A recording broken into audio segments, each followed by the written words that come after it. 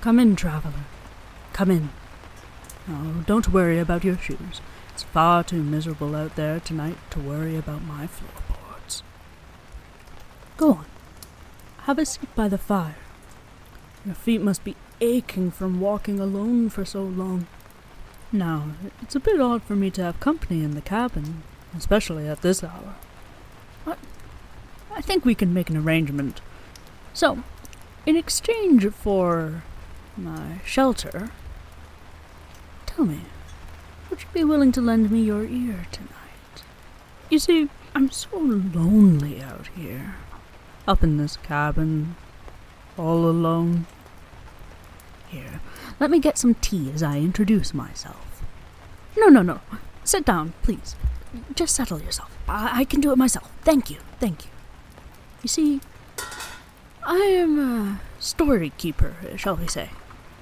I've been to many places, seen too many things.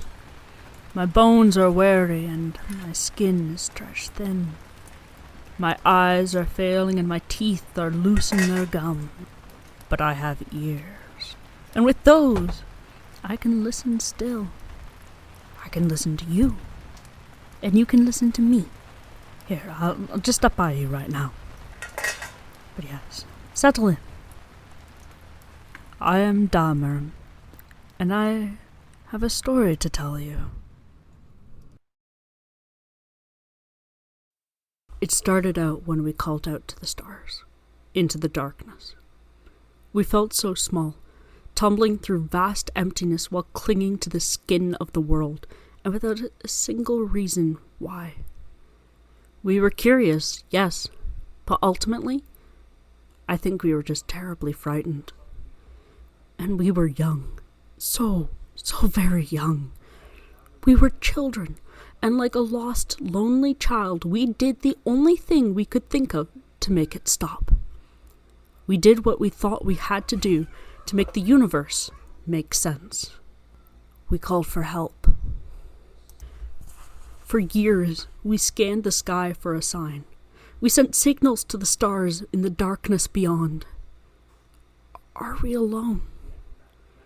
But the skies were quiet. Always so quiet, leaving us to our own makings. Crying children never cease, and neither did we. We sent calls into every corner of space for decade after decade, and we refused to believe that no one was out there. They had to be. Yet for some unknown reason, they never answered us. Everyone remembers when that changed. They think it responded to the Arecibo message from 1974. The response to the Arecibo message was received almost 3 months ago in 2 separate parts. The first part of the message was received at the Hat Creek Radio Observatory in California. The Allen telescope array picked up what sounded like static interference that continued on for about over an hour. It consisted of unintelligible screeching and buzzing sounds that continued without pause for the whole hour. The meaning of the message was never discovered, if it had one. The only thing we knew was that the signal's origin came somewhere in the Hercules constellation, near Messier 13. As soon as that signal stopped, the real message began. You see, we made contact that day, and we were asked a question. Who is there? It came not through the radios, but as a voice inside all of our heads, and it asked the question to all of us. I heard it. My wife heard it. The young heard it and the old heard it. Even the deaf heard it. Everyone, everywhere heard this voice whisper that question into our heads in every language on earth. I remember it almost too clearly. It asked in that familiar yet indescribable voice that's always there in my mind. It was like one of my own thoughts had gone rogue and decided to speak directly to me. And the world seemed to stop as everyone listened for what came next. Where are you? The heavy question seemed to linger in our minds for hours afterwards, and then for days, and then for weeks. That day changed everything.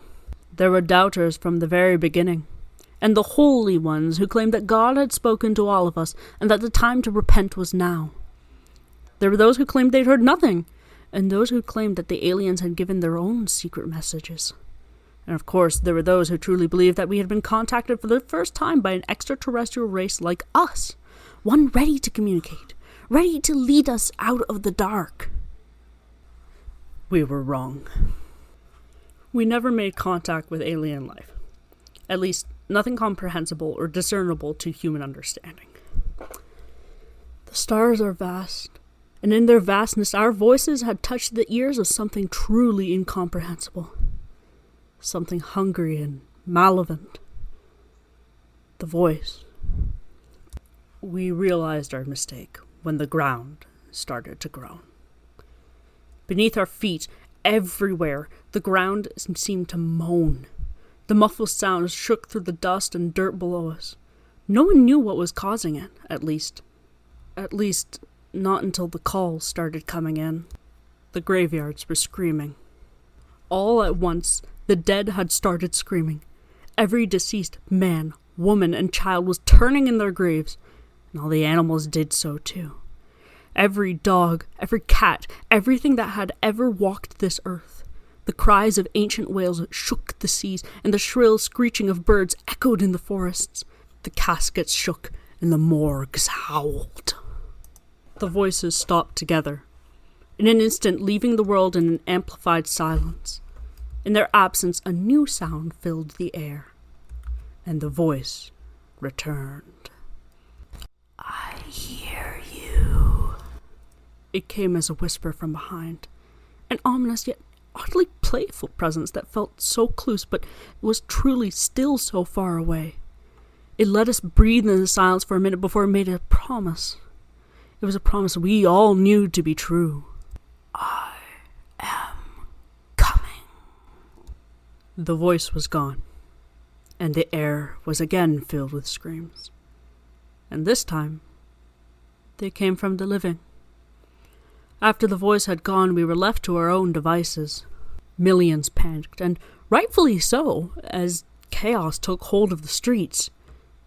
Many would die in the violence and the gunfire of that night. They would be known as the raptured before long, and the rest of us were the condemned. We could only wait. The screaming dead was only the first of the side effects that we felt as the voice approached, and the closer it got, the more we felt it.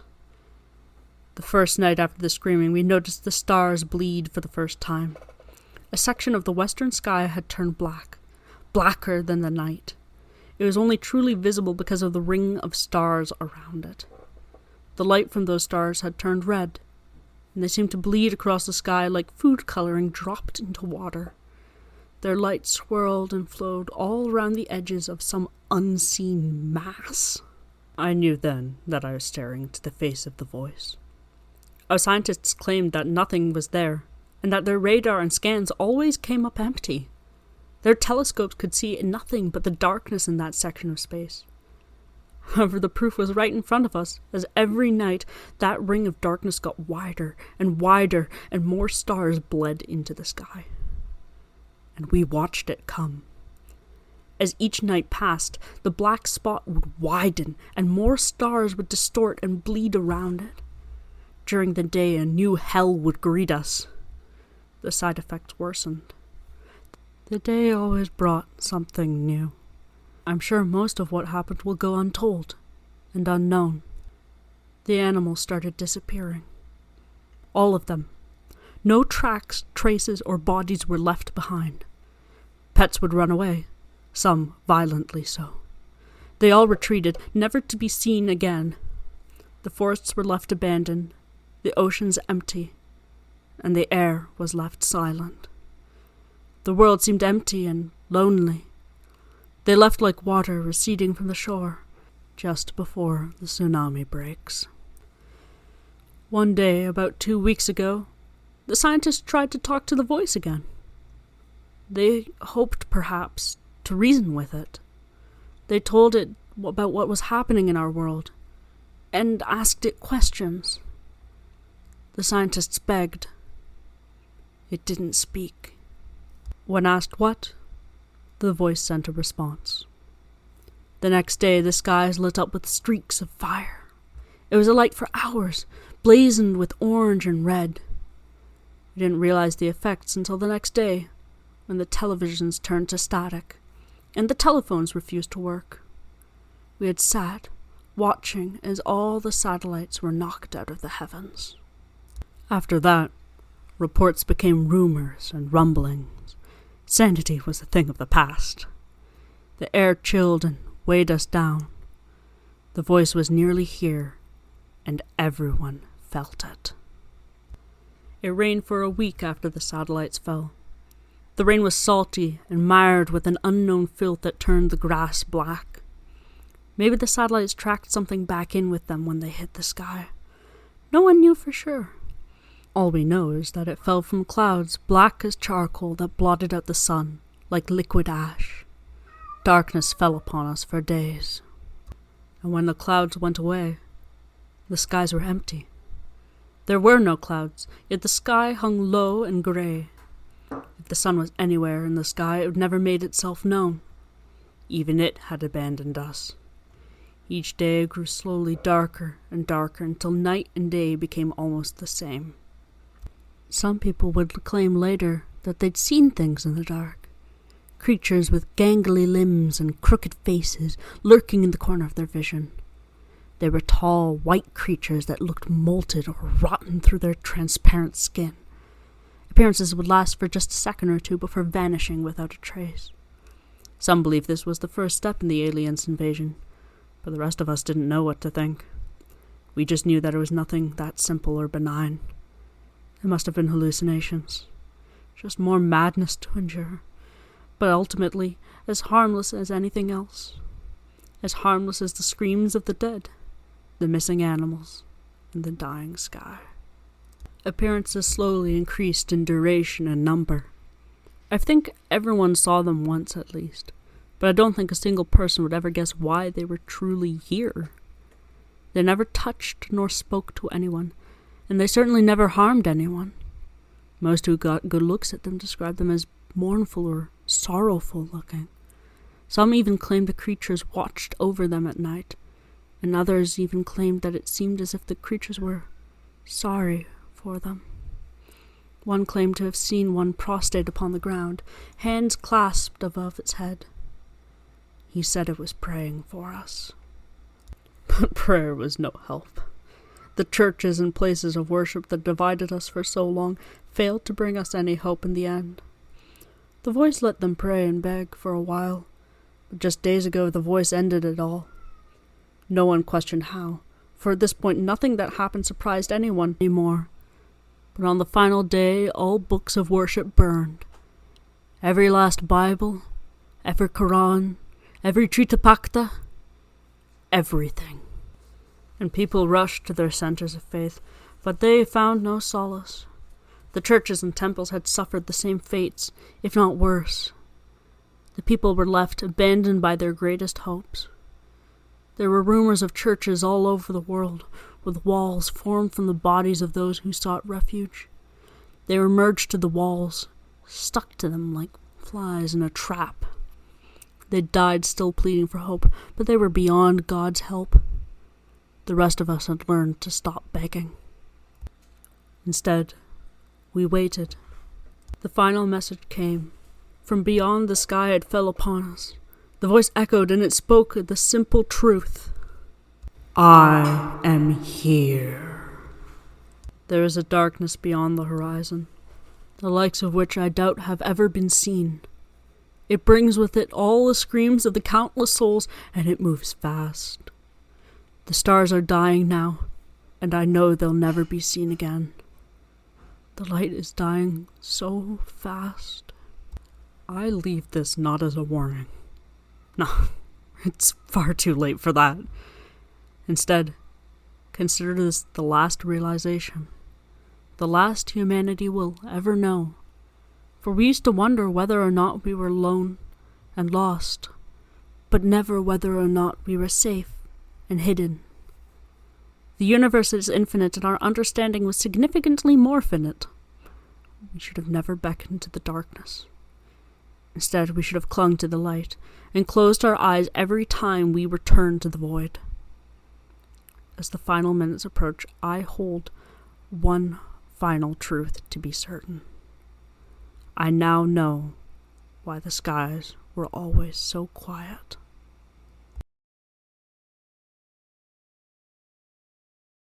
And that was The Quiet Sky by Ryan Brennaman. It's a lovely little tale, isn't it?